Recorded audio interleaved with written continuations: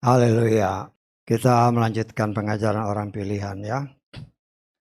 Kita memasuki kitab Bilangan pasal ke-18. Kita akan baca ayat 1 sampai 7, tapi nanti di rumah saudara baca semua ya. Dan supaya bacaan sama, kita baca sebagaimana tertulis di depan. Bilangan 18 ayat 1 sampai ke 7. Kita baca bersama 3, 4. Dan berfirmanlah Yahweh kepada Harun, engkau dan anak-anakmu dan rumah ayahmu yang bersamamu harus menanggung kesalahan tempat kudus. Dan engkau dengan anak-anak yang bersamamu harus menanggung kesalahan imamatmu. Dan bawalah juga saudara-saudaramu suku Lewi, suku leluhurmu, mendekat bersama engkau, sehingga mereka boleh menggabungkan diri denganmu. Dan biarlah mereka melayani engkau ketika engkau dan anak-anak yang bersama engkau ada di hadapan kemah persaksian. Dan mereka harus memegang tanggung jawabmu, juga tanggung jawab atas seluruh kemah. Hanya mereka tidak boleh mendekat pada perkakas-perkakas tempat kudus dan pada mesbah, supaya baik mereka maupun kamu jangan mati. Dan mereka harus menggabungkan diri kepadamu dan memegang tanggung jawab kemah pertemuan untuk seluruh pelayanan kemah itu. Dan orang asing tidak boleh mendekat kepadamu. Dan kamu harus memegang tanggung jawab tempat kudus dan tanggung jawab atas mesbah, supaya tidak lagi murka atas Bani Israel. Dan sesungguhnya aku sendiri telah mengambil saudara-saudaramu orang Lewi dari tengah-tengah Bani Israel sebagai pemberian kepadamu. Dan mereka diabdikan kepada Yahweh untuk mengerjakan pelayanan kemah pertemuan. Dan engkau serta anak-anak yang bersamamu haruslah memelihara imamat-mu untuk segala hal yang ada di mesbah, untuk yang ada di bagian dalam dari tabir. Aku telah memberikan imamat-mu sebagai pemberian, sehingga kau mengerjakan pelayanan. Tetapi orang asing yang mendekat haruslah dia dibunuh mati. Amin. Silakan duduk. Puji Bapa Yahweh, kita bersyukur ya, kemurahan dan kasih Tuhan yang sangat luar biasa. Tapi kalau kita perhatikan, Tuhan amat tegas ya dengan aturan dan perintahnya. Ya, itulah yang berkali-kali diingatkan di tempat ini. Dalam hal ibadah Tuhan sangat tegas. Salah mati, ya. Salah mati. Jadi kita sebagai anak-anak Tuhan harus juga belajar. Jangan sampai kita melanggar perintahnya. Karena firman Tuhan itu sifatnya kekal. Ya. Firman Tuhan itu ya Tuhan sendiri dan dia sifatnya kekal. Kalau melanggar ya mati. Ya. Nah, saya percaya kalau sudah mati dibinasakan Tuhan di bumi ya kita tidak tahu kalau hidupnya nanti mendatang ya. Ya kemungkinan besar tidak akan bersama-sama dengan dia lagi. Karena hukuman mati itu berarti kan suatu pelanggaran yang dapat dianggap sangat berat. Karena itu kita sebagai anak-anak Tuhan, ya, saya sebagai pelayan Tuhan hanya berusaha mengatakan apa adanya. Ya walaupun banyak orang di luar sana senantiasa ya berbicara, ya kita harus pakai hikmat, ya. Hikmat Tuhan itu kan firman Tuhan sendiri, yang tidak boleh sedikit pun kita langgar. Berani kita langgar, ya mati. Mati. Karena Tuhan tidak mau anak-anaknya atau mereka menamakan diri anak-anaknya. Apalagi ini kan orang pilihan. Ya. Orang pilihan. Baik itu suku Lewi maupun non-Lewi. Ya. Suku Lewi pun ada aturannya. Ya. Ada yang menjadi imam besar, ada yang menjadi imam biasa. Ya. Yang non-Lewi berani mendekat ke kemah mati. Non-Lewi itu. Ya. Karena itu ya, karena begitu besar kasih Tuhan kepada anak sulungnya, kita sudah belajar di dalam kitab Bilangan, ya. Di sekeliling tabernakel itu di luar kemah, itu semuanya adalah orang Lewi, ya. Baik di utara, di barat, timur, ya. Itu suku daripada orang-orang Lewi, baik dari 3 orang anak Lewi, Gersom, Merari, dan Kehat, ya.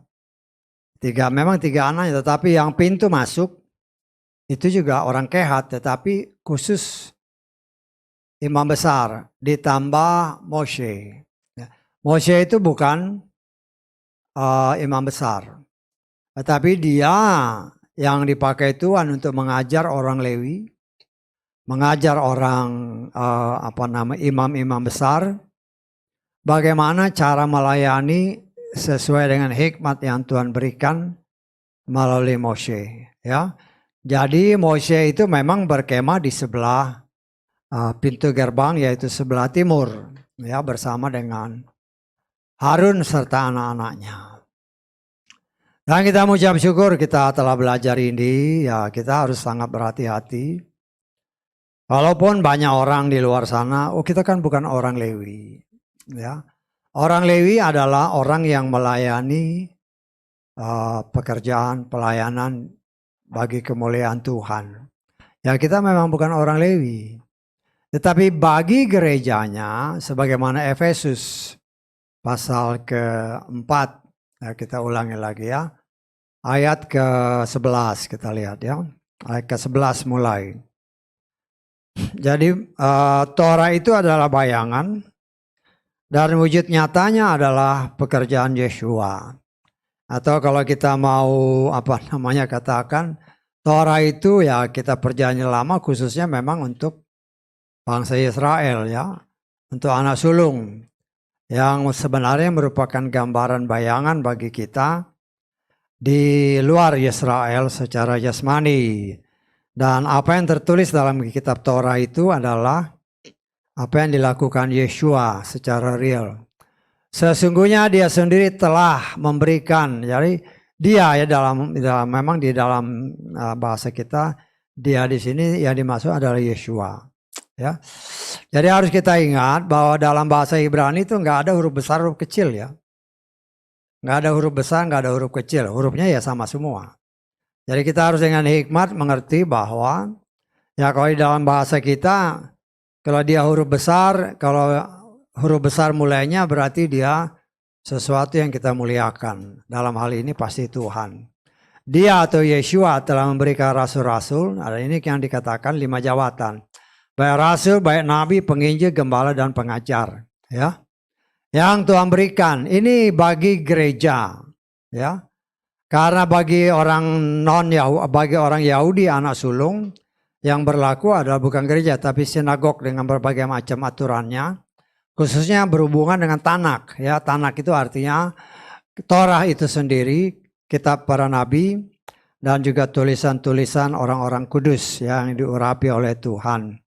Tetapi bagi gerejanya 5 jabatan inilah yang telah ditetapkan Tuhan, ya, untuk membimbing gerejanya, ya. Karena Yeshua sendiri adalah kepala gereja dan kita adalah tubuh gereja atau gerejanya sendiri, ya. Di gereja ini atau tubuh Hamasia ini ya mempunyai berbagai macam bagian, berbagai macam karakter, berbagai macam tanggung jawab dan kewajiban, ya. Kita mengucap syukur walaupun ya banyak orang atau ada orang yang mungkin ya tadi kalau kita nyanyikan ya, kalau saudara perhatikan lagu-lagunya tadi ada salah satu lagu yang mengatakan mengakui Yeshua sebagai Tuhan. Tadi ingat nggak ya? Kenapa? Karena tidak semua orang mengakui Yeshua sebagai Tuhan. Saya coba menggambarkan walaupun sudah jelas dikatakan dalam Yohanes 1 ayat 1 pada mulanya adalah firman. Firman itu bersama dengan Tuhan dan firman itu sendiri adalah Tuhan. Di dalam ayat ke-14, firman itu telah menjadi daging, menjadi manusia. Tapi masih banyak orang yang sulit untuk menerima dia sebagai Tuhan. Ya, saya ya coba kita mencari gambaran yang lebih gampang diterima oleh manusia. Kalau saya menanam di ladang umpamanya, saya menanam biji mangga, ya, dimanapun saya tanam kalau dia itu biji mangga, keluarnya apa? Pasti mangga kan? Kalau saya tanam jeruk, pasti jeruk, nggak mungkin yang lain. Loh Maria itu kan ada tertulis.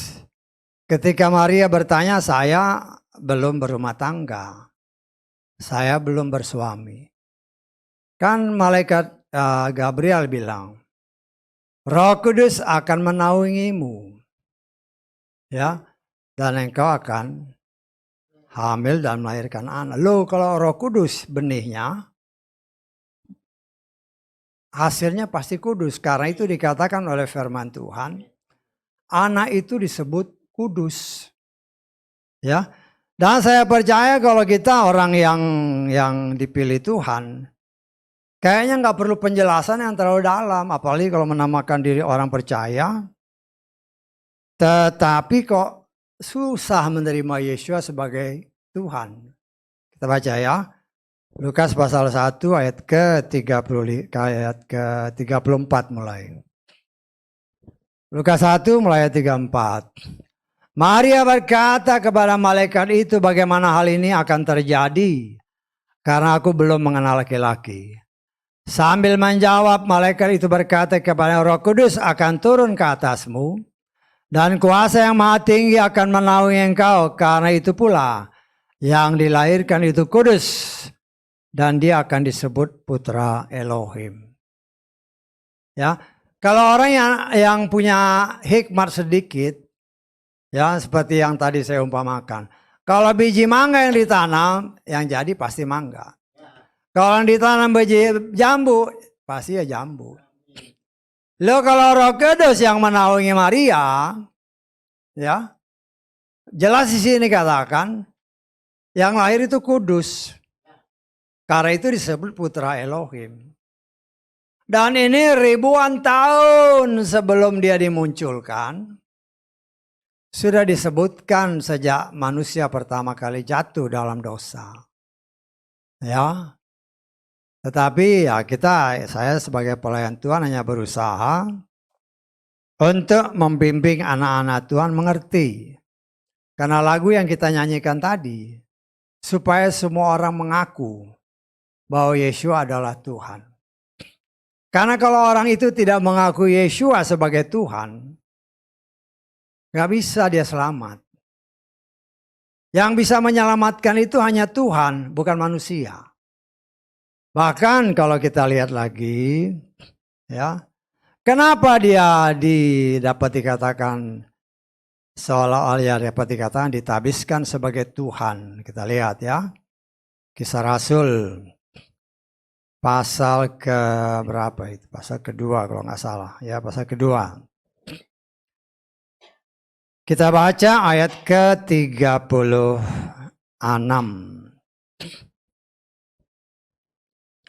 Oleh sebab itu, biarlah seluruh keluarga Israel mengetahui dengan pasti bahwa, perhatikan ini, Elohim telah menjadikan Yeshua baik selaku Tuhan maupun Hamasya. Inilah Yeshua yang telah kami salibkan. Ya, kita lihat lagi coba Roma pasal ke-1 ayat ke-4. Ya. Saya hanya coba menggambarkan supaya saudara juga kalau ada orang bertanya bisa menjawab, ya. Yang dengan kuasa menurut roh kekudusan melalui kebangkitan dari antara orang mati telah ditentukan sebagai putra Elohim, yaitu Yeshua Hamasya, Tuhan kita. Ya. Ya buat saya sih nggak jadi masalah orang mau percaya Yeshua sebagai Tuhan atau enggak ya. Itu urusan masing-masing. Ya. Nah, tapi kalau kita baca dalam Kisah Rasul pasal 4, keselamatan tidak ada dalam nama yang lain kecuali dalam nama Yeshua Masiha. Kalau anak-anak Tuhan tidak percaya Yeshua Masih sebagai Tuhan, nah kita sudah belajar kalau engkau tidak percaya Yeshua, ya, berarti engkau juga menolak Bapak Yahweh. Kan kita pernah belajar itu kan? Masih ingat nggak saudara? Ya, hal-hal ini senantiasa saya ingatkan supaya satu saat kalau saudara ditanya bisa menjawabnya sesuai firman, bukan dengan pikiran kita ya. Berani kita menjawab dengan pikiran kita, babak belur. Tetapi kalau dengan firman, firman itulah yang akan membela kita. Kita baca lagi ya. 1 Yohanes pasal kedua, ayat ke-23. Setiap orang yang menyangkal putra, dia pun tidak memiliki bapa. Orang yang mengasihi putra, dia juga memiliki bapa. Nah itu kan jelas sebenarnya. Tetapi karena roh setan yang masih menutup matanya, ya, sehingga orang-orang yang tidak percaya Yeshua sebagai Tuhan dan Juru Selamat, saya sangat meragukan apakah orang ini sudah lahir baru apa belum. Ya, sudah lahir baru apa belum? Kalau dia belum lahir baru, memang tidak bisa. Ya, Yeshua ini berdasarkan Lukas pasal 1 tadi, Maria dinaungi dengan Roh Kudus, maka dia hamil. Karena itu anak yang lahir itu kudus. Kudus. Tetapi kita harus ingat, ya berkali-kali diingatkan dari tempat ini. Ya, khususnya saya berkewajiban untuk mengingatkan bagi saudara yang ada di sini dan kau yang ada di luar sana. Ya, karena ada tertulis tidak ada yang benar dan seorang pun tidak. Termasuk Maria. Tetapi Maria memperoleh kasih karunia, dipakai Tuhan untuk melahirkan Yeshua. Tetapi karena Roma pasal 3 ayat 10 menyatakan tidak ada yang benar. Karena itu Yeshua harus menguburkan manusia lamanya yang lahir dari seorang ibu melalui baptisan. Ya, melalui baptisan dia dikubur di dalam firman, di dalam air. Itulah yang namanya baptisan. Baptiso artinya diselamkan, dikuburkan. Dan ketika dia lahir baru, lahir dari air, lahir dari firman. Nah, orang yang tidak melakukan hal ini dengan benar, saya percaya memang sulit untuk dia mengakui Yeshua sebagai Tuhan. Saya mengajarkan kepada saudara, baptisan itu harus dilakukan dengan cara yang benar. Ada urutannya, bertobat dan sebagainya. Karena iman datang dari pendengaran. Begitu dengar firman, menjamah dia, kemudian dia mau bertobat. Bertobat ini harus mulut si orang tersebut mengakui dosa-dosanya. Bahwa saya melayani saudara, bukan saya yang berdoa. Saudara yang harus berdoa, minta ampun. Di dalam hatimu berdoa kepada Bapak Yahweh, minta ampun. Itu namanya bertobat. Ya, caranya harus benar. Ya, artinya masuk ke dalam air, di dalam firman. Keluar dari air artinya lahir baru.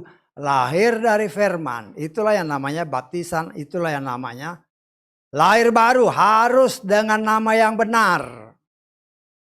Di dalam nama Bapa Yahweh, di dalam nama Yeshua HaMashiach. Jangan tambah lagi dengan Roh Kudus. Karena di luar sana kan ada baptisan dalam nama Bapa Yahweh, dalam nama Yeshua HaMashiach dan Roh Kudus. Dari mana dapatnya? Saya menafsirkan orang yang membaptis dengan cara itu, dia nggak ngerti firman. Ya, karena Yeshua jelas berkata kepada para murid. Pada para murid itu siapa? Laki-laki semua. Walaupun saya percaya ketika Yeshua berbicara kepada para murid sebelum dia mati. Dalam kitab Matius dia katakan nanti kan malaikat berbicara sama Maria Magdalena dan Maria ibu Yeshua. Ya, pergi, dia menunggu di Danau Galilea. Setelah ketemu, setelah mereka makan, kemudian Yeshua berbicara. Ya, baptislah mereka dalam nama Bapa, Anak dan Roh Kudus. Belum ada nama. Hanya nama Bapa, Anak, Roh Kudus. Siapa namanya? Masih tanda tanya. Tetapi setelah Yeshua 40 hari memberikan pengajaran intensif bagi para murid. Ketika Rasul Yohanes, Rasul Petrus pergi ke bait suci. Dia tidak membaptis dalam nama Bapa, Anak, Roh Kudus. Kenapa? Karena Yeshua sudah memberitahu kepada mereka nama Bapa, Anak, Roh Kudus itu Yeshua HaMashiach. Karena itu kalau ada orang yang membaptiskan dalam nama Bapa, Anak, Roh Kudus, dalam nama Bapa Yahweh, dalam nama Yeshua HaMashiach, tambah lagi Roh Kudus, itu ngawur. Itu nama yang salah. Nah, saya berkata, ya, mungkin banyak orang, oh, orang yang benar, mana ada yang benar? Loh, saudara, mungkin ada orang yang seperti itu. Mana ada orang yang benar? Kalau baca firman itu jangan separuh-separuh. Ya. Karena bacanya separuh-separuh, orang yang benar itu ada dua ya yang harus kita pahami. Ya, kita lihat dulu dalam Roma pasal ketiga ayat ke-10. Sebagaimana yang telah tertulis, tidak ada yang benar, bahkan seorang pun tidak. Nah, ketika ada orang yang mendengar mungkin dari tempat ini, harus orang yang benar. Loh, firman Tuhan bilang katakan, tidak ada yang benar. Gimana itu? Aha. Saya katakan kalau ada orang yang berpendapat seperti itu, dia nggak ngerti firman. Atau dia tidak memeditasi firman dengan benar. Kita baca Roma pasal ke-5. Ayat ke-1. Ya. Nah, ini sebagai bekal ya bagi saudara karena saya berkali-kali mengingatkan ini supaya bisa menjawab orang-orang yang mempunyai komen-komen yang seperti itu ya. Sebab itu setelah apa?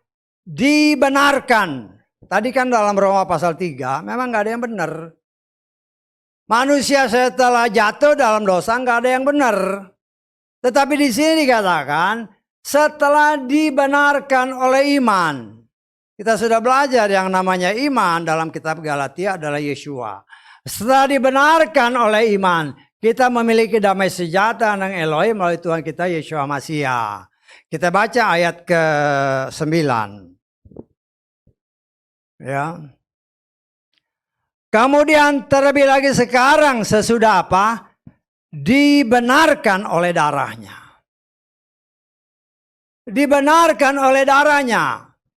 Jadi kalau saya bilang caranya harus benar, namanya harus benar, orangnya harus benar, artinya sudah dibenarkan oleh Yeshua. Saya tanggap. Ya. Dan orang yang melakukan itu selain dia sudah dibenarkan, makanya jadi benar. Harus laki-laki.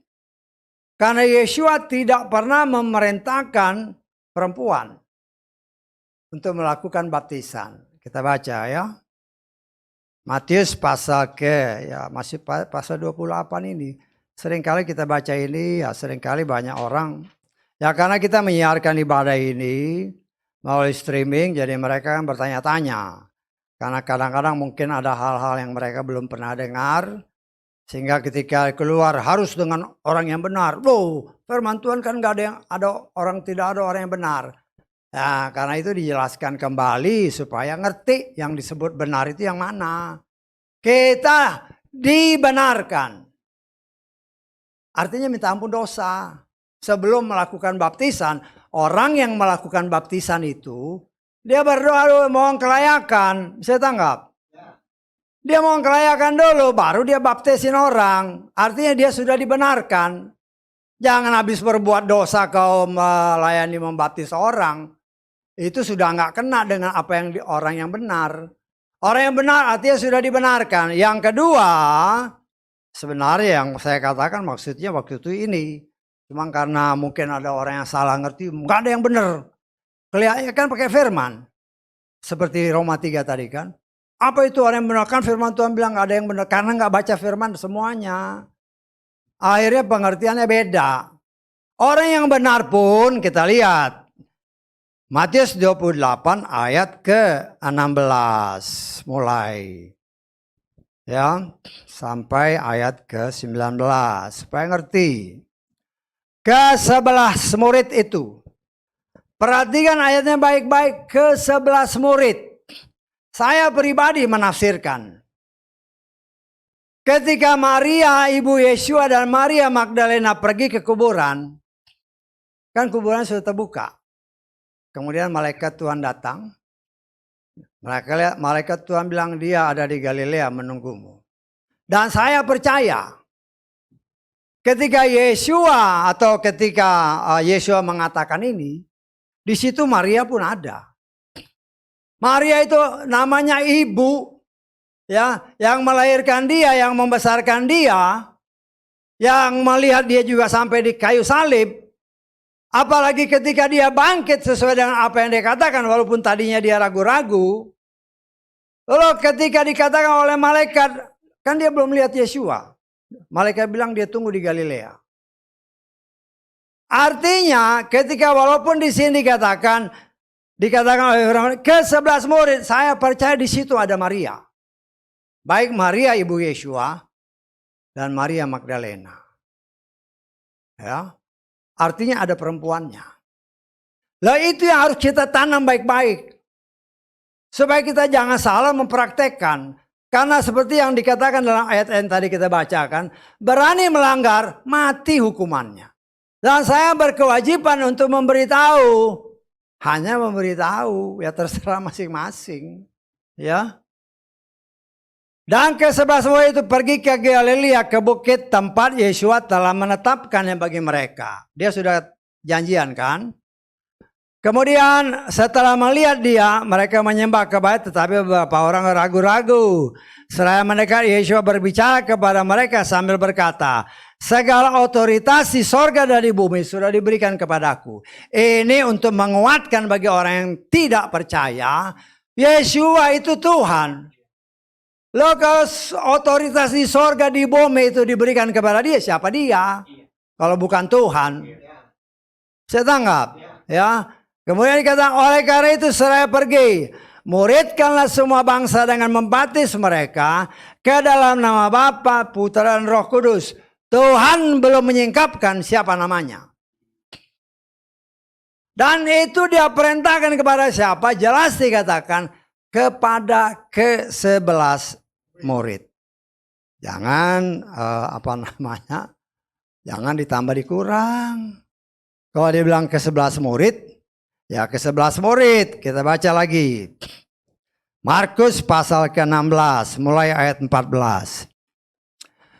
Sesudah itu ketika mereka sedang duduk makan, dia tampak oleh mereka yang 11 itu. Dan dia mencela ketidakpercayaan dan kekerasan hati mereka, karena sekalipun melihat dia sudah dibangkitkan, mereka tidak percaya. Dia berkata kepada mereka dengan pergi ke seluruh dunia, beritakanlah Injil kepada segala makhluk. Siapa yang percaya dan dibaptiskan, dia akan diselamatkan. Tetapi siapa yang tidak percaya, dia akan dihukum. Tetap kepada ke-11 murid. Itulah yang saya katakan harus orang yang benar. Artinya harus laki-laki. Tidak ada satu ayat pun yang menyatakan perempuan. Tidak ada. Dan saya berani mengatakan kepada saudara karena ada tertulis. Yesua tidak pernah mengutus perempuan untuk pergi melayani sendirian. Tidak ada ayatnya. Setanggap kita baca di dalam Matius pasal ke berapa itu? 19. Ayat ke-29. Setiap orang yang sudah meninggalkan, perhatikan ayatnya baik-baik ya. Artinya pergi melayani. Meninggalkan apa? Rumah, saudara laki-laki, saudara perempuan, ayah, ibu, istri, anak, ladang demi namaku, ia akan menerima 100 kali lipat dan akan mengharisi hidup kekal. Tidak ada perkataan Yeshua meninggalkan suami. Tidak ada ayatnya. Tidak ada ayatnya. Tuhan tegas dalam hal ibadah seperti yang kita baca tadi. Tuhan perintahkan ini, kriterianya ini.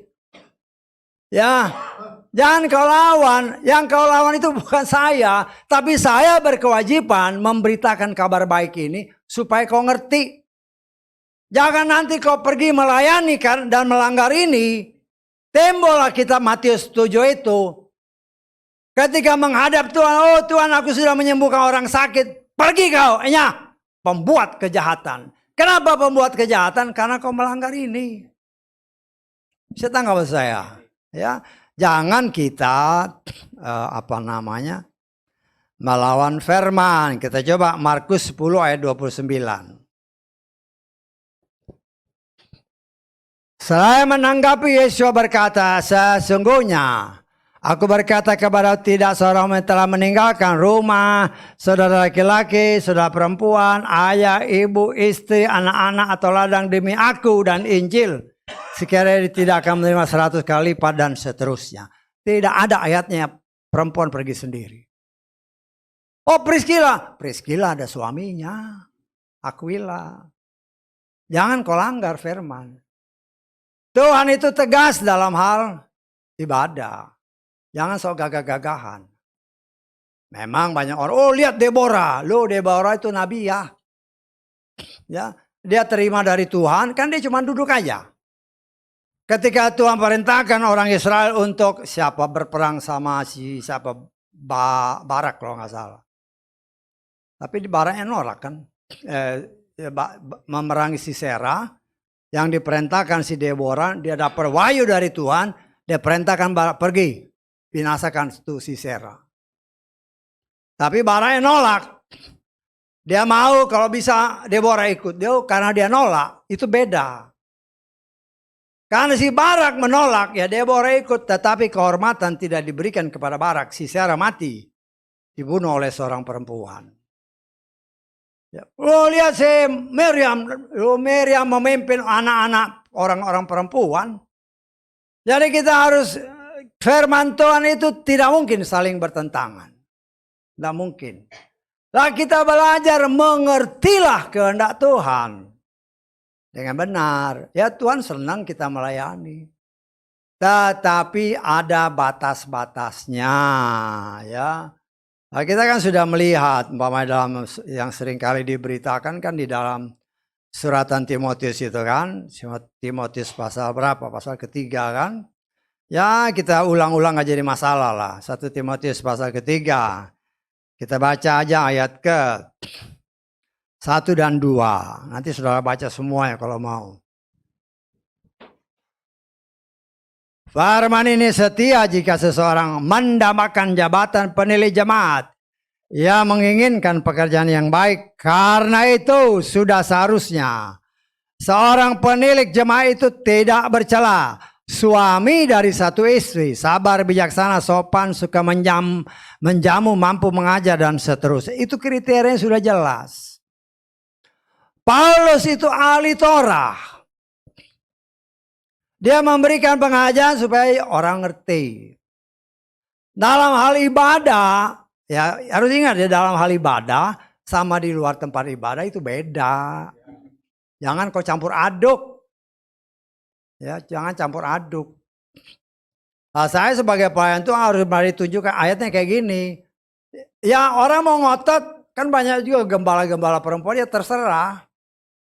Tetapi saya berani katakan, mereka yang menamakan gembala perempuan takut dengan ayat-ayat ini. Sama 1 Korintus 14 takut dia. Karena itu menok diri pribadi.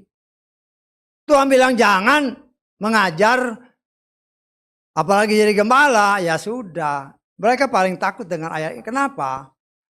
Sesungguhnya harusnya mereka sadar. Ya, harus sadar jangan sampai yang kau lawan itu firman. Dan Tuhan itu setia sama firman-Nya. Dan Yesus akan sendiri berbicara. Bukan aku yang menghakimi, tapi firman yang aku katakan, itulah yang menghakimi. Loh kalau firman Tuhan bilang begini, kau lawan, ya sudah. Jangan harap kau diangkat. Ya, saya sih jelas-jelas aja. Jangan harap diangkat. Kita coba mencocokkan diri dengan firman. Saya ini udah cocok gak ya dengan firman? Kalau masih belum cocok, jangan keraskan hatimu. Jangan engkau memaksa firman cocokkan dengan dirimu, nggak bisa. Diri kita yang harus mencocokkan dengan firman, jangan terbalik. Jangan terbalik. Engkau beli ke toko pakaian, ya. Yang engkau cari kan bukan pakaian itu yang apakah diri kita yang harus cocok dengan pakaian, tapi pakaian itu ya cocok dengan kita. Jangan terbalik.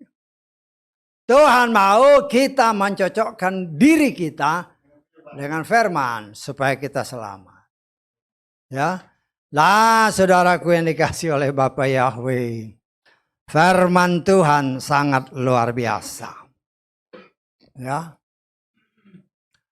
Kita tahu kita sudah belajar tentang imam-imam ini. Dari bangsa Israel, Torah mengajarkan Tuhan sudah menentukan orang Lewi atau suku Lewi telah ditetapkan Tuhan untuk melayani dia. Ya. Dan Tuhan berikan ketetapan walaupun sama-sama Lewi. Hanya orang keturunan Harun yang boleh melayani dia di dalam tabernakel. Keturunan Harun yang bertugas ya untuk membakar korban. Apapun ya untuk pribadi imam itu sendiri dan seluruh bangsa Israel. Atau kalau ada orang yang berbuat dosa, dia membawa korbannya, dia memegang kepala entah itu lembu, entah itu kambing domba. Kita sudah belajar ayat-ayat ini dalam kitab Imamat. Ya. Kemudian disembelih, imam bakar korban. Ya. Darahnya itu dipercikan ke mezbah. Bakaran, dipercikan artinya kita sudah belajar ya, nggak mungkin dipercikan di apinya, tapi di pinggir-pinggir korban mezbah itu, kemudian sisanya ditaruh di bawah, dibakar. Ya, nah, itu kan macam-macam. Ada korban penghapus dosa, ada korban pendamaian, berbagai macam korban. Ya, nah kita melihat para imam ini yang telah ditentukan oleh Tuhan untuk menjadi imam besar hanya dari keturunan Harun. Dan yang pertama kami ditabiskan hanya 5 orang. 1 Harun bersama 4 orang anak laki-laki. Nadab, Abihu, Eleazar dan Itamar. 5 orang. Ya, Harun bersama 4 orang anaknya. Ya, yang melakukan petabisan itu Mose. Mose adalah wakil Tuhan, wakil Bapak Yahweh untuk mengurapi saudara-saudaranya ini. Mengurapi kakaknya, Harun itu kan kakaknya. Dan keponakan-keponakannya. Karena Mose sendiri bukanlah imam besar. Ya. Nah kita melihat ketika kita sudah baca, kita sudah belajar ini. Ya saya rewind sedikit. Ya. Ketika mereka mau dibaptiskan, dimandikan, mandi semua. Setelah bersih, mandi. Baru dipakaikan pakaian. Ya pakaian efod, jubah efod, dan sebagainya. Jubah-jubah yang kita sudah pelajari nanti saudara lihat dalam kitab Keluaran. Pasal ke-29 ke atas. Nanti saudara pelajari. Ya. Itu harus dilakukan oleh Mose sesuai perintah Tuhan untuk mentabiskan imam besar. Mereka juga harus membakar korban. Ya, baik itu lembu, baik itu domba. Mereka juga harus mempersembahkan roti sajian. roti yang tidak beragi. Dan daging-dagingnya ini dibakar kemudian jadi makanan mereka. Roti-roti yang tidak beragi ini pun jadi makanan mereka. Demikian juga anggur sebagai korban sajian. Tetapi yang harus kita ingat, ya, berhubungan dengan apa yang tadi sebelumnya dinyatakan. Ya, kita lihat di dalam Kitab Keluaran. Ya, karena hubungan dengan ayat-ayat tadi, ya. Keluaran pasal ke-30. Ayat ke-19 mulai. Haruslah Harun dan anak-anaknya membasuh tangan dan kaki mereka dari air itu. Apabila mereka masuk ke dalam kemah pertemuan, haruslah mereka membasuh air agar mereka tidak mati. Atau ketika mereka datang mendekat ke mezbah itu untuk melayani, untuk membakar persembahan-persembahan api-apian bagi Yahweh. Dan haruslah mereka membasuh tangan dan kaki mereka agar tidak mati. Dan haruslah itu menjadi ketetapan selamanya bagi mereka, bagi dia dan bagi keturunannya, bagi generasi-generasi mereka. Apa artinya kalau kita baca dengan ayat yang tadi dan dibandingkan dengan apa yang tadi saya katakan masalah baptisan. Ya. Imam ini sudah dibersihkan, sudah mandi waktu mereka ditabiskan. Tetapi ketika mereka mau melakukan tugasnya, ini harus dibasuh. Mereka harus basuh tangannya. Semua harus dibasuh. Ya. Kalau mereka tidak dibasuh, apa hukumannya? Mati. Itu Tuhan yang atur. Artinya kalau kita kaitkan dengan apa yang tadi saya katakan, yang saya ajarkan di tempat ini, harus orang yang benar. Sebelum seseorang membaptis satu jiwa, harus basuh kaki, harus minta ampun. Tuhan, layakkan saya untuk membaptis jiwa ini. Itu namanya dibuat jadi benar. Selain orang laki-laki, orangnya harus laki-laki, jangan perempuan. Kalau kau perempuan, engkau minta minta kelayakan, saya jamin tidak akan Tuhan dengar karena kau berontak. Jadi yang harus lakukan itu laki-laki. Dan kemudian ketika dia mau melakukan baptisan kepada jiwa-jiwa yang Tuhan percayakan, mohon kelayakan agar dibenarkan. Ini ayatnya. Ini bayangannya. Ketika keturunan Harun mau melaksanakan tugasnya, mereka harus basuh lagi tangannya. Sesuai dengan ayat-ayat yang kita baca ini. Bukan main asal seenaknya aja, nggak bisa. Dia harus mohon kelayakan. Walaupun sudah dimandiin. Walaupun kita sudah lahir baru, pelayan Tuhan sudah lahir baru, mau melakukan pembaptisan, dia harus dibenarkan, mohon pembenaran dari Bapa Yahweh. Dengan cara apa? Minta ampun. Itulah namanya orang yang dibenarkan. Baru melaksanakan tugas, katakanlah untuk membaptis orang.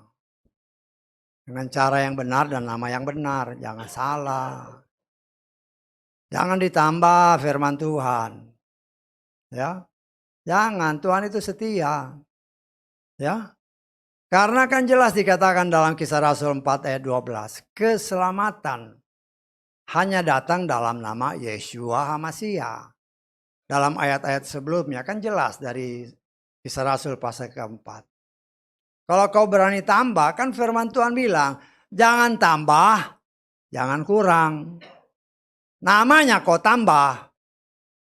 Engkau melanggar firman berkali-kali. Sudah nambah firmannya. Ya bagaimana, nggak bisa. Ya. Tetapi pekerjaan setan banyak juga membutakan orang. Ya, kenapa? Karena roh Nikolaus itu. Mereka lebih percaya omongan gembalanya daripada percaya kepada firman. Saya mengatakan 3 roh yang berkuasa. pada zaman akhir. Baik roh Nikolaus, baik roh Bileam, maupun roh Isabel. 3 roh berdasarkan kitab Wahyu. Ya. Nah memang kenyataannya orang lebih percaya apa kata gembalaku daripada apa kata gembala agungku sebagaimana tertulis. Ya tapi ya itu kan pilihan. Keselamatan adalah pilihan. Itulah bentuk kasih Tuhan kepada orang-orang yang percaya kepada Dia untuk menentukan pilihan. Engkau mau melakukan apa yang tertulis atau engkau mau melakukan apa yang dikatakan oleh manusia? Ya silakan. Tapi saya berkewajiban untuk mengingatkan kepada kita, kau yang ada di sini, kau yang ada di luar sana. Ya, hati-hati. Ujilah segala sesuatu, kata firman Tuhan. Dan peganglah yang baik. Ya. Nah itu kan kita sudah mengerti ayat-ayat firman ini. Karena itu ya kita terus menerus menggali. Karena firman Tuhan itu tidak pernah berubah. Ya. Kita lihat di dalam 1 Tesalonika 5 ayat 21. 1 Tesalonika 5 ayat 21. Ujilah segala sesuatu, pegang eratlah apa yang baik. Apa yang baik kan gitu kan. Apa yang baik? Kita baca di dalam Matius pasal ke-19 ayat ke-17. Dan dia berkata kepadanya, mengapa engkau mengatakan aku baik? Tak ada seorang pun yang baik kecuali satu, Elohim. Namun jika engkau ingin masuk ke dalam hidup, peliharalah perintah-perintah. Yang baik itu hanya Tuhan. Bapa Yahweh, firman Elohim, itulah yang baik. Artinya dalam segala uji itu dengan firman. Firman Tuhan itu barometer kita. Ya. Sehingga apabila orang berbicara, hamba Tuhan yang hebat sekalipun, ya kalau dia salah memberitakan firman, ya jangan kau ikuti. Ya, tapi kan keselamatan kan, wah pokoknya aku percaya sama gembalaku, ya sudah. Kalau kau lebih percaya kepada gembalamu dibanding dari firman Tuhan, ya jadilah sesuai imanmu. Ya, tapi saya sebagai pelayan Tuhan, saya berkewajiban untuk mengingatkan semua orang supaya jangan sampai salah, ya, jangan sampai salah. Beberapa tahun yang lalu, ya, kita masih seringkali dikunjungi oleh pelayan-pelayan Tuhan dari luar kan, khususnya dari Amerika. Ada seorang pelayan Tuhan, ya saya nggak perlu sebut namanya. Tapi beberapa kali dia bikin KKR di Indonesia. Ya. Terakhir saya masih ikut dulu. Dia bikin di Ancol sana. Wah, ribuan orang. Ya saya nggak usah sebut namanya. Tapi suatu saat saya waktu itu mau ke gereja kayaknya. Ya di TV dia kebetulan memberitakan firman, di TV itu disiarkan. Ya saya lupa di mana tapi ada di TV. Terus dia katakan begini, ya, Roh Kudus itu bisa mengatakan apa saja yang dia mau. Tidak perlu dia dengar dari siapapun, termasuk dari Bapa. Wah, roh yang di dalamku nggak bisa terima, ya nggak bisa menerima. Dia bilang Roh Kudus bisa bicara apa aja. Nggak perlu dia dengar dari siapapun. Nggak perlu dia dengar dari Bapa. Loh berarti dia nggak percaya bahwa Bapa, Anak, dan Roh itu satu. Nah kemudian kita baca Yohanes pasal 19. Ayat ke Yohanes 16. Yohanes 16 ayat 13. Namun bila mana roh kebenaran itu telah datang, perhatikan ayat ini. Dia akan memimpin kamu ke dalam seluruh kebenaran. Karena dia tidak akan berbicara dari dirinya sendiri, melainkan apa saja yang telah dia dengarkan, dia akan mengatakannya. Dia juga akan memberitakan kepadamu hal-hal yang akan datang. Hal ini dia lawan. Gak lama, setahun 2 tahun kemudian saya dengar dia rumah tangganya berantakan. Ya, karena melawan firman. Ya itu hukuman cukup keras. Dia rumah tangganya berantakan. Cerai dia dari istrinya. Ya mungkin ada hal lain, tetapi hal yang utama adalah karena dia kan sudah dipakai oleh Tuhan dengan sangat luar biasa memberitakan kebenaran firman di seluruh muka bumi, termasuk di Indonesia. Dan dia berani mengeluarkan kata-kata yang bertentangan dengan ayat ini. Ya, artinya saudaraku yang dikasih oleh Bapak Yahweh, kita sebagai anak-anak Tuhan pun harus sangat berhati-hati.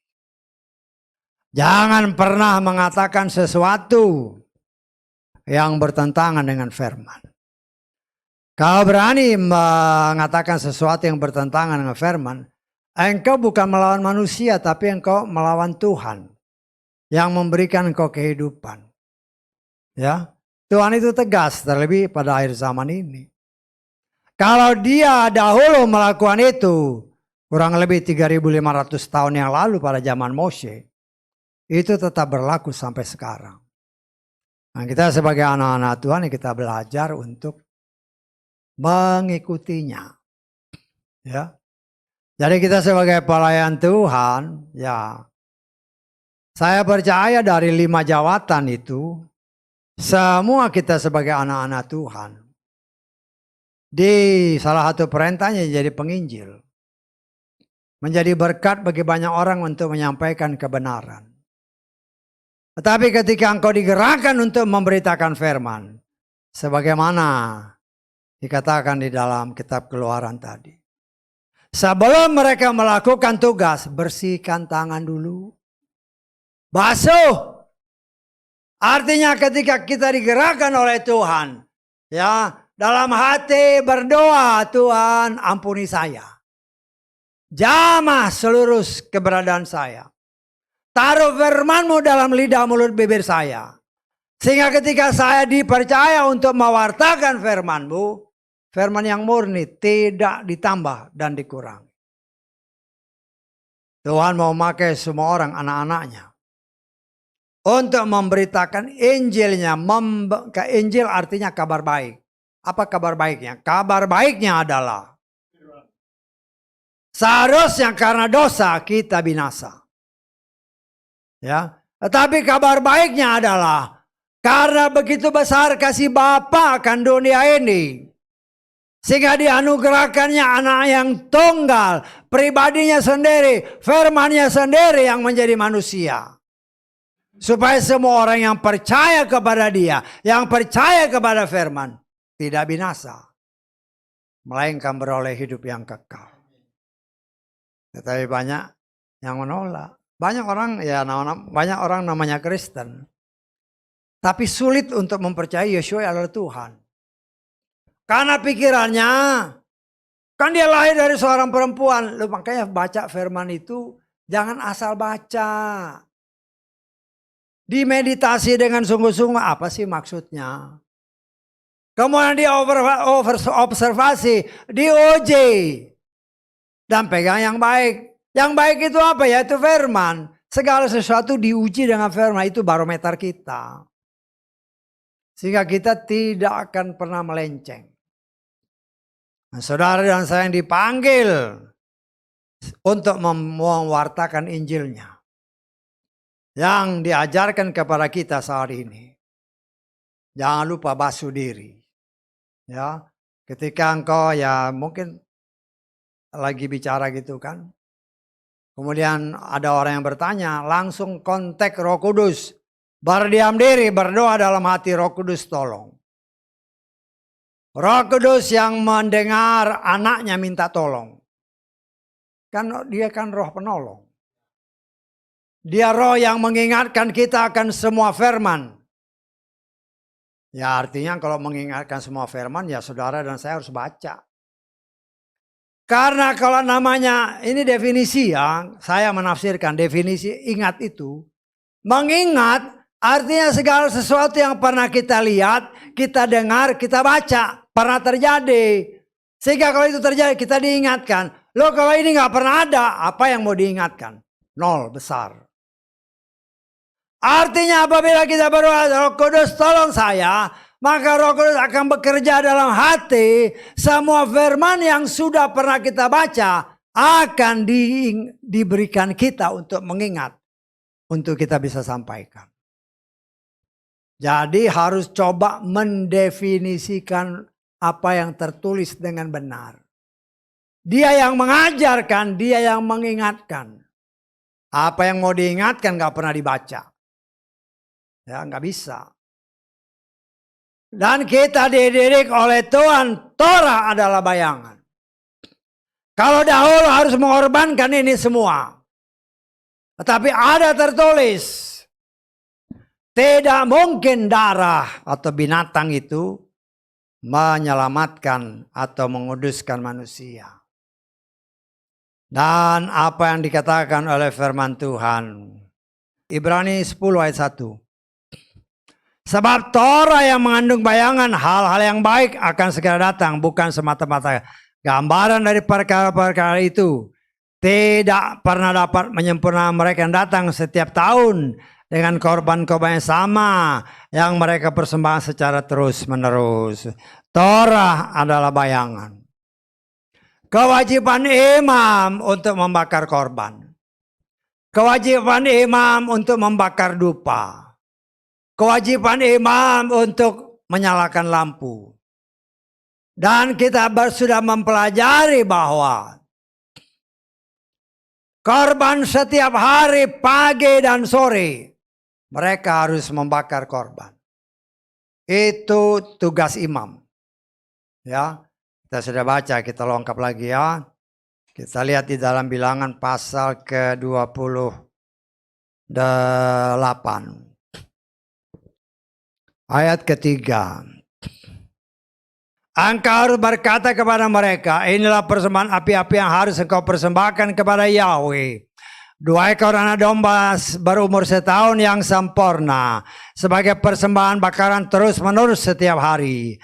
Engkau harus mengolah anak domba yang pertama pada pagi hari dan engkau harus mengolah anak domba yang kedua pada waktu petang. Ya, kalau saudara baca dalam Bilangan 28 ini. Ada korban harian, pagi dan petang, ada korban sabat, ada persembahan bulanan, persembahan Paskah ditambah dengan persembahan korban setiap 7 hari raya. Begitu banyak korban yang harus mereka lakukan dan mereka setia mempersembahkan korban-korban itu. Tetapi semua itu adalah bayangan.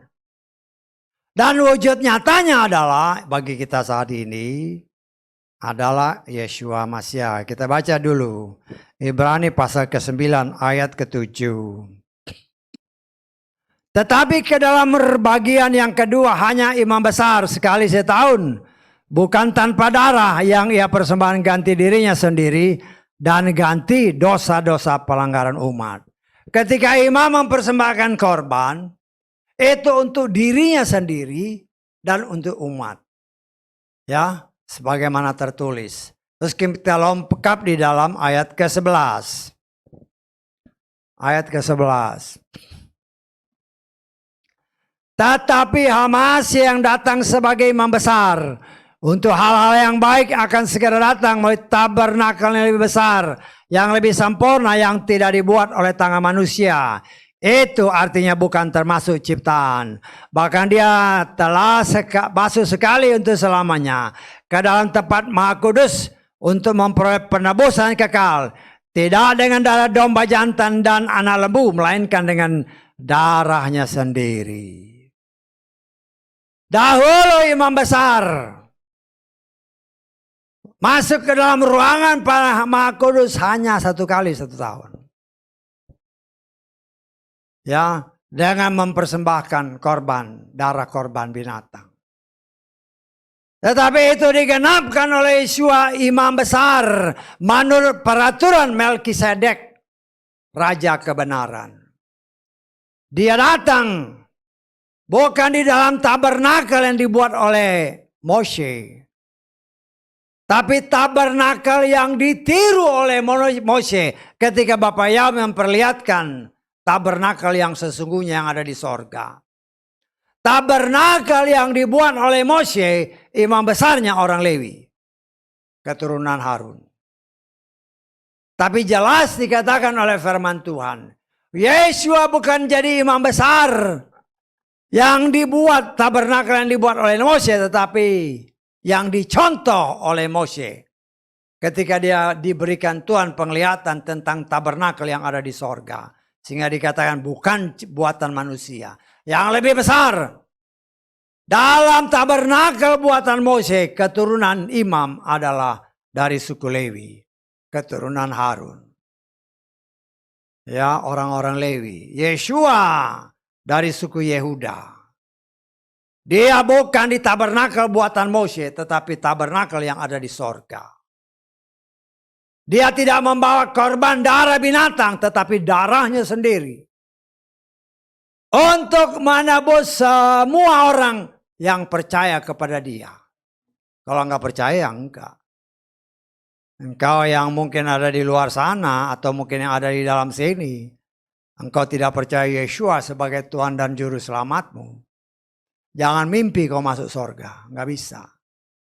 Karena dia berbicara, akulah jalan, kebenaran, dan hidup. Tidak seorang pun sampai kepada Bapa tanpa melalui dia. Lu kalau kau nggak percaya kepada dia, saya katakan sesuai firman Tuhan, saya berani jamin, jangan harap kau ketemu Bapa. Jangan harap kau masuk surga. Hanya orang yang percaya bahwa dia adalah firman, dia adalah Bapa Yahweh sendiri, jalan yang membawa kita bisa bertemu dengan Bapa. Kalau kita percaya dan hidup berjalan dalam firman-Nya, kita pasti ketemu. Jangan belok kanan, belok kiri. Ada tertulis.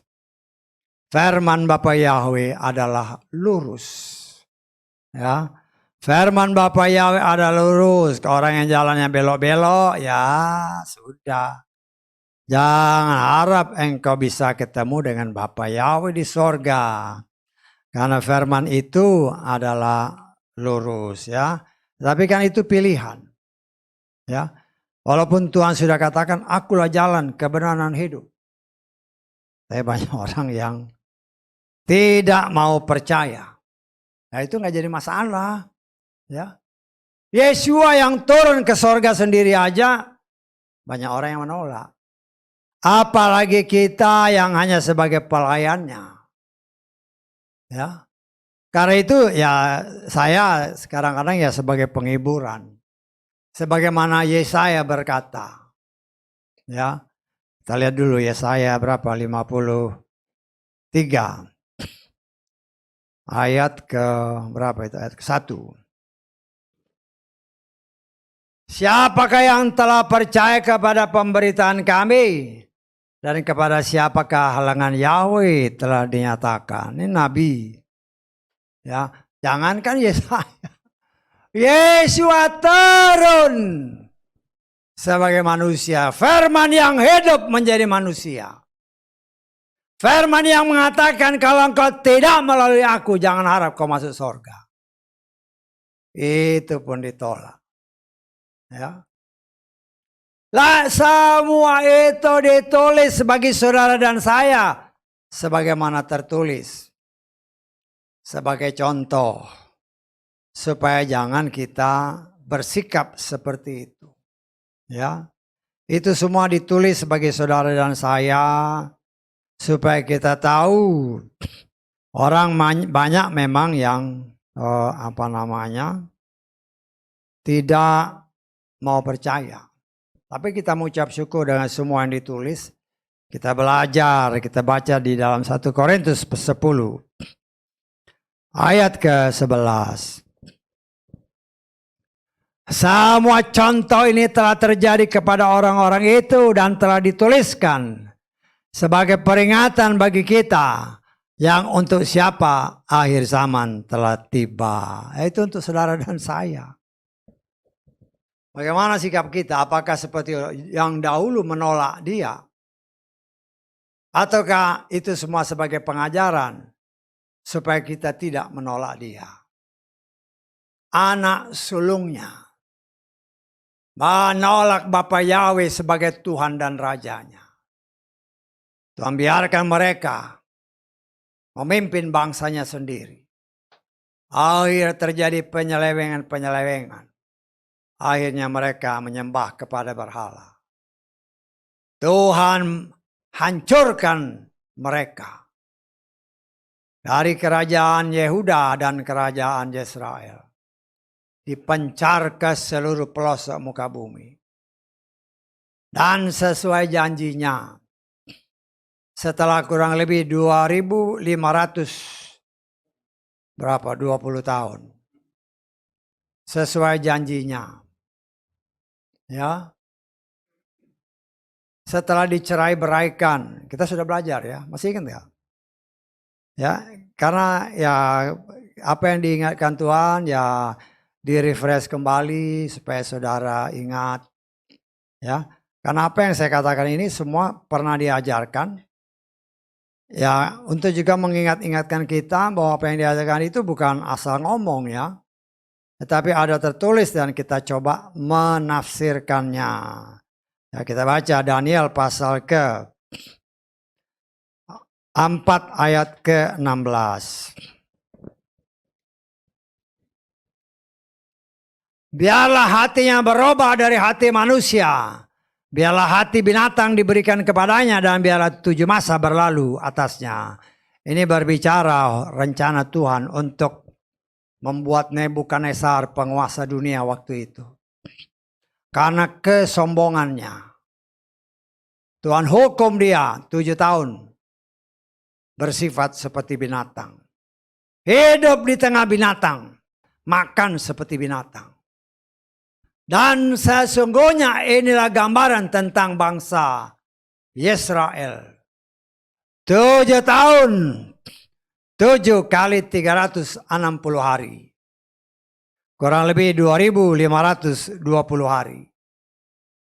2520 hari sejak firman ini keluar. Nebukadnezar berkuasa lebih kurang 570 tahun sebelum Masehi. 2520 tahun dikurangi 570 tahun. Jatuhnya kurang lebih 1950. Bangsa Yesrael. Muncul kembali pohon ara. Tunggul yang telah dipotong. Sama seperti Nebukadnezar. Tunggul pohon yang besar dipotong oleh Tuhan. Menggambarkan bangsa Yesrael. Tunggul yang dipotong setelah 2520 tahun. Kurang lebih. Ya. Dan kenyataan membuktikan bangsa Yesrael muncul tahun 1948. Pohon ara mulai bertunas. Ya, Tuhan menepati janjinya. Walaupun bangsa ini karena anak sulungnya dia cerai beraikan. Setelah waktu penghukuman, waktu kegilaan bangsa ini kembali mulai normal. Maka bangsa ini dipulihkan. 1948 semua kembali. Dan kita melihat semua pemulihan. Bangsa yang bahasanya dikacaukan Tuhan. Kurang lebih abad ke-18 mulai dipulihkan. Supaya semua umat pilihannya khususnya. Bahkan dunia kembali mengenal siapa nama Tuhan yang benar. Juru selamat yang benar. Semua dipulihkan. Nama Yahweh. Nama Yeshua Mashiach. Ya. Itu memang khusus bangsa Yesrael. Tetapi kalau kita mengimani keselamatan datang dari bangsa ini. Maka kita harus membawa diri kita mempercayai apa yang mereka percayai. Tuhan mereka namanya Yahweh. Juru selamat mereka namanya Yeshua. Ya, tidak ada nama yang lain yang dapat menyelamatkan. Kita sudah pernah membahas kan tentang nama Sang Juru Selamat. Ya, di luar sana ada nama Yahshua, ada nama Yesus. Tapi orang Israel kalau kau dengar, mereka hanya memanggil nama Yeshua. Walaupun banyak orang yang ngotot. Ya. Nama yang sudah kurang lebih 2000 tahun dimasyurkan oleh siapa? Pontius Pilatus. Ya, sebenarnya dia juga nggak sengaja memasyurkan nama itu. Tetapi sejarah membuktikan nama itu menjadi lebih termasyur. Kita baca Yohanes pasal ke-19. Ayat ke-19 dan ke-20. Pilatus menuliskan sebuah prasasti serta meletakkannya di atas salib itu. Dan yang tertulis adalah Yeshua orang Nazaret, Raja orang Yahudi. Maka banyak orang Yahudi membaca prasasti itu karena tempat di mana Yeshua disalibkan berada di dekat kota. Dan itu telah dituliskan dalam bahasa Ibrani, Yunani, dan Latin. Nama Ibraninya saat ini justru hilang. Yang lebih terkenal adalah nama Latinnya. Inri, kalau saudara tanya orang Kristen, apa yang ada di salib? Inri, apa artinya? Waduh, macam-macam. Saya pernah bertanya sama orang Indonesia, apa itu Inri? Inilah Raja Israel, hebat. Dibodohi sama setan untuk mengelabui nama sebenarnya dari Sang Juru Selamat. Keselamatan hanya ada pada nama Sang Juru Selamat. Engkau menolak nama itu, engkau mengganti nama itu, jangan harap kau selamat. Kata firman, bukan kata saya. Saya hanya berkewajiban sebagai kepanjangan mulut Tuhan untuk mengingatkan semua umat Tuhan. Hanya dalam nama Yeshua, HaMashiach. Ingat ya, nama Yeshua itu boleh dikatakan nama yang umum. Tetapi kalau nama Yeshua HaMashiach, Yeshua yang diurapi hanya satu. Itulah juru selamat kita. Ya, yang dapat menyelamatkan kita kalau kita percaya dan melakukan firman-Nya dengan sungguh-sungguh. Ya, itulah bagian daripada tugas imam, saudara dan saya. Ya, ditetapkan oleh Tuhan apabila kita setia. Kita akan menjadi imam dan raja bersama dengan Dia. Sebagaimana tertulis dalam kitab Wahyu pasal ke-5. Ayat ke berapa? Ayat ke-10. Ya. Kita lihat ya. Ya kita kan ya harus ingat-ingat kan. Karena ini janji Tuhan. Dan Engkau telah menjadikan kami raja-raja dan imam-imam bagi Elohim kami. Dan kami akan memerintah di atas bumi. Perhatikan baik-baik. Di atas bumi. Jadi kalau di luar sana, oh ini mau kiamat. Jangan kau dengar itu. Karena kalau pengertian orang kiamat, artinya bumi hancur. Kita akan memerintah bersama dengan Dia 1000 tahun lamanya. Di bumi. Nanti setelah pemerintahan di bumi, ya baru ada kelanjutannya kan, Wahyu 20 dan seterusnya. Baru itu dimusnahkan dan kita dipindahkan ke langit yang baru, bumi yang baru. Kenapa dipindahin? Ada tertulis, terkutuklah tanah karena engkau, Adam.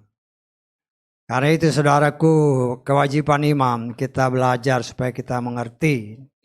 Dan dari ayat-ayat yang kita baca memang disebutkan ya tentang seorang imam atau orang-orang Lewi. Bagaimana mereka hidup. Mereka tidak punya tanah warisan. Mereka hanya hidup dari persembahan-persembahan yang dibawa oleh saudara-saudaranya. Ya. Semua persembahan yang diberikan ke orang Israel kepada ke dalam bait suci, semua itu milik orang Lewi. Nah mereka harus membagikannya rata. Dan firman Tuhan ya itu bayangan. Dan kita sebagai anak-anak Tuhan, firman Tuhan jelas mengatakan, orang yang memberitakan Injil, ya, dia harus hidup dari pemberitaan Injil. Kita baca 1 Korintus pasal ke-9 ayat ke-12. Jika orang-orang lain mengambil bagian dari hakmu, bukankah kami lebih lagi? Namun kami tidak menggunakan hak itu. Sebaliknya, kami menanggung segala sesuatu supaya kami tidak memberi suatu penghalang kepada Injil Hamasia. Saya baca itu 9:12. Saya baca terjemahan Lugas ya. Demikian juga Tuhan telah memerintahkan kepada mereka yang memberitakan Injil agar hidup dari Injil. Beda ya. 1 Korintus 9 ayat 12 kan? Ayat 14. Salah lihat saya. 14. Demikian juga Tuhan telah memerintahkan kepada mereka yang memberitakan Injil agar hidup dari Injil. Artinya, saudaraku yang dikasih oleh Bapak ya, orang yang sungguh-sungguh melayani Tuhan. Ya, kalau istilah di luar sana kan full time. Ya. Karena kalau bukan banyak juga yang full time, tapi kan mesti kerja. Kalau dia menamakan diri full time, artinya memang dia memusatkan diri bukan kepada hal yang lain, tetapi kepada firman, pelayanan firman. Ya, kalau kita baca dari kitab Bilangan 18 tadi, orang Lewi itu hanya menerima, kan orang Israel membawa persembahan ke Bait Suci. Semua yang dipersembahkan itu, segala macam korban, itu milik orang Lewi. Mau bakar korban, setelah dibakar itu makanan dia. Ya, makan daging yang dibakar, makan roti yang tidak beragi. Gambaran adalah kehidupan seorang imam, termasuk saudara dan saya. Adalah ya namanya daging dibakar kan lemak-lemaknya sudah. Kan lemak itu nggak boleh dimakan. Lemak itu dibakar. Ya, dagingnya dimakan, dikonsumsi. Artinya karena dibakar ya dagingnya harus dalam keadaan yang memang sehat. Dan juga yang tahir. Dan roti yang tidak beragi, artinya makan firman yang tidak ditambah dan dikurangi. Itulah bagian-bagian kita sebagai anak-anak Tuhan yang mau melayani Tuhan. Ya kan banyak aturan-aturannya. Ya, persembahan-persembahan sudah diatur oleh Tuhan begini. Tetapi banyak orang yang tetap menolak untuk melakukannya. Nggak jadi masalah. Terlebih saya sebagai pelayan Tuhan, saya kan hanya mengingatkan. Kenapa saya harus ingatkan? Karena kalau nggak dilakukan, urusannya dengan Tuhan. Tetapi kalau tidak pernah diberitakan, ya jemaat kan nggak tahu juga. Ya, contoh, dulu kan karena kami sering melayani ke daerah-daerah kan, pelayan di daerah, ya. Banyak yang tidak mau memberitakan tentang perpuluhan. Malu Pak diberitain. Loh kok malu? Loh itu kan tertulis. Kalau engkau tidak berani memberitakan, engkau tidak diberkati dan jemaatmu pun gak akan diberkati. Loh kan itu janji Tuhan. Ada tertulis, terkutuklah orang yang tidak melakukannya. Kan kita sudah baca, nanti sudah baca di dalam Maleakhi pasal 3, semua baca ya. Ya bukan ayat 10, 11, 12 ayat, tapi baca Maleakhi pasal 3. Ya karena banyak orang Kristen karena tidak pernah diberitakan itu. Ya ini pengalaman ya, karena saya waktu melayani, Pak bagaimana dengan ini? Karena saya kan gak lihat ada kotak persepuluhan. Malu Pak. Kok malu? Kewajibanmu untuk memberitakan supaya jemaat yang kau pimpin itu diberkati. Karena ada tertulis, ya tidak memberikan engkau terkutuk. Lah itu kan kelihatannya sopan, gak bisa. Saya sebagai pelayan itu harus berani. Masalah mereka mau memberi atau tidak itu bukan urusan kita. Bisa lah ngomong saya. Seperti saya beritakan ini, kan? Lo terserah mau beri, mau kembalikan atau enggak. Bukan urusan saya. Tuhanku sanggup memberkati saya dengan caranya. Tetapi saya berkewajiban untuk mengatakannya. Loh kalau saya tidak pernah atau takut untuk memberitakan. Loh jemaat tidak mendapatkan berkat. Loh jangan salahkan jemaat. Engkau juga salah. Karena engkau tidak pernah menyatakan firman Tuhan dengan benar. Kita baca ya itu ayat lah ya. Nanti baca ya Maleakhi pasal 3 saudara baca semua. Kita baca ayat ke-8 Maleakhi 3. Dapatkah manusia merampok Elohim, namun kamu telah merampok aku. Tetapi kamu mengatakan dengan cara bagaimanakah kami telah merampok engkau? Dalam hal persepuluhan dan persembahan hunjukan. Kamulah yang terkutuk oleh satu kutuk karena kamu merampok aku. Hai seluruh umat, bawalah seluruh persembahan persepuluhan ke rumah perbendaharaan, supaya ada makanan di rumahku. Dan sekarang ujilah aku dengan cara ini. Yahweh Sebaot berfirman, apa aku tidak akan membuka bagimu tingkap-tingkap langit dan mencurahkan berkat sampai berkelimpahan. Aku akan mengusir pelak bagimu, supaya tidak merusakkan hasil tanahmu atau merontokkan buah anggurmu di ladang. Yahweh Sebaot berfirman, dan segala bangsa akan menyebut berbahagia, karena kamu akan menjadi negeri kesukaan. Yahweh Sebaot berfirman. Kalau kau nggak mengembalikan milik Tuhan, engkau merampok Tuhan. Loh ini tertulis, makanya nanti saudara baca di Maleakhi pasal 3. Loh kita harus ingat ya, memang banyak pelayan Tuhan yang seolah-olah malu. Bahkan ada yang berani memberitakan, perpuluhan itu nggak berlaku. Loh kok nggak berlaku? Nggak ada di perjanjian baru. Loh bagaimana? Saudara pernah dengar itu? Ya. Yesua ketika bertanya sama muridnya, coba kasih lihat aku koin kan? Gambar siapa itu? Gambar raja. Yesua berbicara, berikan kepada kaisar apa yang milik kaisar, berikan kepada Tuhan apa yang menjadi milik Tuhan. Kita baca di dalam Matius pasal ke 23, coba kita lihat ya. Ayat ke 23. Gampang kan? Matius 23, 23. Celakalah bagimu hai para ahli kitab dan orang-orang Farisi, orang-orang munafik, karena kamu memberi perpuluhan selasih. Jadi di perjanjian baru itu ada perpuluhan. Nanti saudara baca semua. Saya hanya menunjukkan karena di luar sana perpuluhan tidak ada di perjanjian baru. Lah itulah karena nggak pernah baca firman. Kita baca lagi, kita coba lihat ya. Di dalam Matius 22 ayat 21. Mereka berkata kepada kaisar, lalu dia berkata kepada mereka, oleh karena itu bayarkanlah kepada kaisar hal-hal milik kaisar, dan kepada Elohim hal-hal milik Elohim. Kan tadi dia dari Maleakhi tadi katakan, Maleakhi, kau merampok milikku. Lo ya pertimbangkan sendiri. Kau yang ada di sini, kau yang ada di luar sana. Saya berkewajiban memberitahu supaya kau diberkati. Masalah engkau tidak mau melakukan itu urusanmu dengan Tuhan. Bisa tangkap maksud saya? Jangan salah ngerti ya, don't take me wrong. Jangan salah ngerti. Saya berkewajiban memberitakan supaya saudara diberkati.